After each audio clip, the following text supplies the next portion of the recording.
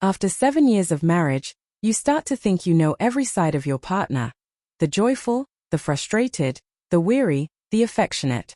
But nothing prepares you for the version that pretends you don't exist. That's how Emily had begun treating me. It wasn't abrupt. It was gradual, almost imperceptible at first, starting after her promotion. The late-night messages from her manager, the excuses about networking events, the constant glow of her phone at dinner, all of it made me uneasy. I wanted to trust her. I truly did. But every time she smiled at her screen, there was that sharp pang in my chest whispering, "You're being replaced." The night it all came to a head, she was preparing for another work party. She looked incredible, her red dress, the one she hadn't worn in years, hugging her just right, her hair perfectly styled, the faint scent of her perfume filling the hallway. When I complimented her, she offered only a brief smile and said, "Don't wait up." Those 3 words hit me harder than any argument we'd ever had. "Who's going to be there?" I asked, trying to keep my voice steady. Her eyes rolled. "Oh, Mark, it's just my team. Don't start."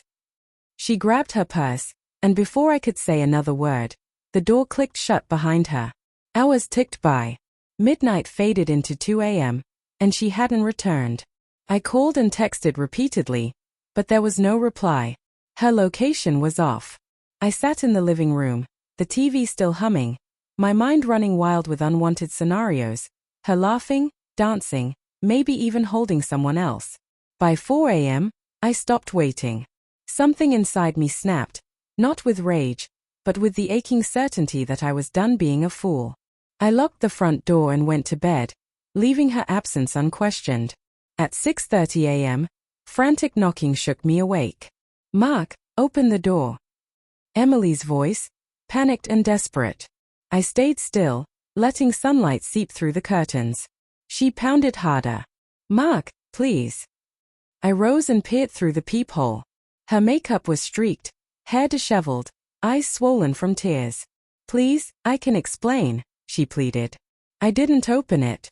"Not this time," I whispered. "You made your choice, Emily." And I had made mine. I walked away as her cries echoed behind the door. For the next 2 days, she stayed at a friend's. Her messages flooded in, but I didn't respond. I needed space to think, to determine if there was any reason to even hear her out. My family told me to leave her. Friends said she didn't deserve another chance. But love lingers stubbornly, like smoke clinging to the walls of a burned house. It suffocates you long after the flames have died. Then, in the middle of the 3rd night, my phone rang at 2 a.m. I answered without hesitation. "Mark, I'm in the hospital." Her voice trembled with fear. My heart jumped. "What happened?" Through sobs, she explained a minor car accident on her way back from her friend's house. "I just needed to see you," she admitted. I didn't know whether to be angry or scared, but I couldn't stop myself.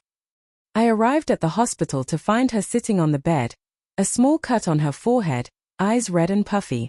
Seeing her like that broke something in me. I wanted to be angry, but the sight of her vulnerability made it impossible. She grabbed my hand as soon as I sat down. "Mark, I messed up," she said. "I went out that night. Yes, I went with him, but nothing happened. I just wanted to feel noticed again." Her voice trembled. "You've been distant. We've both changed. I just needed to feel alive." I stared at her, chest tight with a mix of hurt and pity. "And this is how you do it?" I asked softly, my voice heavy. She nodded, tears spilling down her cheeks. "I don't expect forgiveness. I only didn't want you to stop caring." I stayed quiet for a long moment, trying to reconcile the woman I loved with the stranger before me. Then I spoke, calm but resolute. "Emily, I will always care for you, but caring doesn't mean staying." Her brow furrowed in confusion. "What are you saying?" "I'm saying goodbye," I replied. "For both of us. Because love can't survive where trust has died." I turned and left before she could utter another word. A month later, the divorce was finalized. She sent one last message. "I hope you find peace, Mark. I never deserved you." And maybe she was right. Sometimes peace doesn't come from anger, revenge, or closure. It comes from walking away, locking the door, and never looking back, no matter how many times it knocks. Still, late at night, I sometimes remember that 2 a.m. call, the one that nearly broke me.